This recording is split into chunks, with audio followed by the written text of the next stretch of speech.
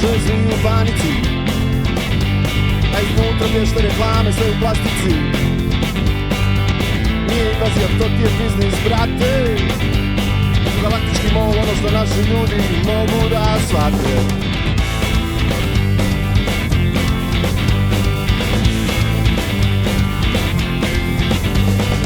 Gledam u nebo, pijem gavu u Splitu, gledam na zvonici brod kao da snima Matrix u kitu.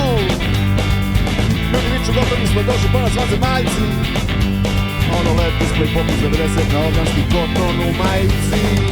Izlaze likovi s antenama i torbicama, pričaju esperanto s dizajnerskim oznakama. Umjesto zraka smrti katalog u boji. Pozdrav zemljo, došli smo da vam se prodamo.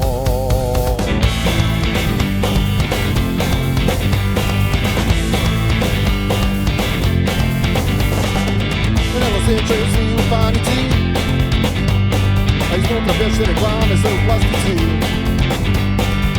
Nije invazija, to ti je biznis, brate. Međugalaktički shopping mall, sve što naši ljudi mogu da zvate. Zamisli smo invaziju oružja i strah, stigla je korporacija i zvijezda u stilu starog Obi-Wan Kenobija. Nema svemirskog rata, samo prodaja snova. Vanzemaljski kapital, najjača je nova droga.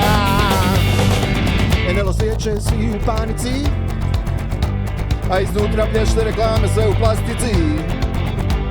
Nije invazija, to ti je biznis, brate. Međugalaktički mol, sve što naši ljudi mogu da shvate.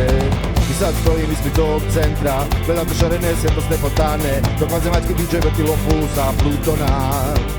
A služi da nisu nas došli osvojit, nego pretvorit u konzumente. I stvarno, to je genijalnije i jezivije. NLO sjeća svi u panici, a iznutra breše reklame sve u vinilu. Nije invazija, to ti je biznis, brate. Međugalaktički shopping mall, zašto naši ljudi vole da shvate.